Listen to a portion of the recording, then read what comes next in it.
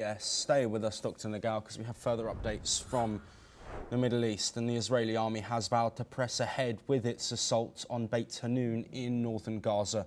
Forces have encircled the area, targeting a reported militant stronghold above and below the ground. This comes after 5 Israeli soldiers were killed in intense fighting, marking one of the deadliest days for the Israeli military this year. Officials say the town contains numerous tunnels used by Hamas and poses a direct threat to border communities. Troops continue to face heavy resistance as operations intensify. The military says the campaign will not stop until the threat is fully neutralised. Let's see what the person has said on the matter. ביציאה להתקפה, בשעת לילה, הכוח נע באופן רגלי לצד טנקים וכלים נוספים. הכוח יתקדם ויפתח את הכלים מאיומים שונים במרחב. מהתחקיר עולה כי הכוח נפגע מ3 מטענים שהופעלו בטווח של דקות. לאחר פיצוץ המטען הראשון והדיווח הראשוני, הוקפץ כוח לחילוצם. במהלך הפינוי, הכוח נתקל באש שנפתחה לעברו ופצעה חלק מהלוחמים. הכוח המשיך בלחימה ובפינוי תחת אש.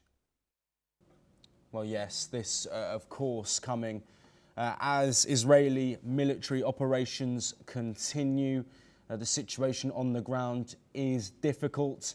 Hostages still being held by Hamas, but of course calls over aid, access, humanitarian crises which are ongoing, potentially, of course, a difficult situation to circumnavigate for the Israeli army as they continue their offensive.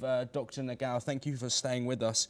I do just want to look at the situation on the ground. Israel's army saying that they have located a stronghold within northern Gaza and are encircling it.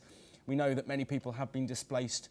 Many Palestinians have been displaced into the north of Gaza after Israel stepped up their attacks. How important is it to consider the significance of human life when Israel is carrying out these military assaults on Hamas? Of course, tens of thousands of deaths reported by the Gaza-run health ministry. A humanitarian situation on the ground that charities and aid groups say is a famine. We've also got situations with hostages being held. It is extremely difficult on a humanitarian aspect.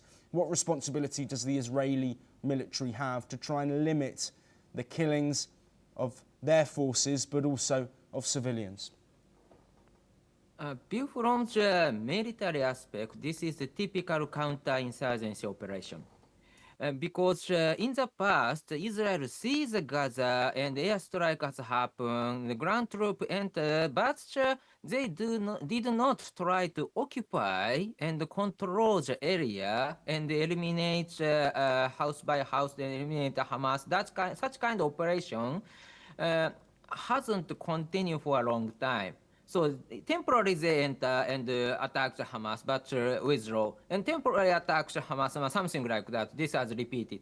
But now they try to enter the Gaza, and from the north, one by one they check, then they eliminate Hamas, and pushing Hamas to the south. This is typical counter-insurgency operation. Viewed from the last 1 year, attacking the Hamas itself is not enough to eliminate all of the Hamas Hamas terrorists. So that's why it is logical Israel try to check one by one houses and stay that place for a long time. But such kind of operation, viewed from the historical example of the counter-insurgency operation, such kind of operation has the risk too. So, because the Israeli soldier is staying that places, it could be the target for the Hamas retaliation attack, so Hamas resistance. So that's why there is a risk for Israel side to continue this operation, but Israel decide to do it is viewed from the historical example of the counter-insurgency operation. This is the typical and logical.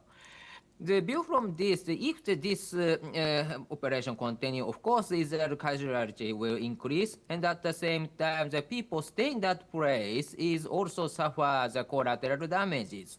So that's why this operation itself has a huge risk, but it has decided to do that means that this is the final phase of the counter-insurgency operation. One by one, it will continue and ask Hamas what you can do, or surrender, or fight and death. Something like that is typical one, I believe, the view from the other example of the counter-insurgency operation. Yes, Dr. Satoru Nagao, thank you ever so much for joining us on the programme. We will continue to bring you all the developments in Gaza and across the Middle East. But we move on now, and US President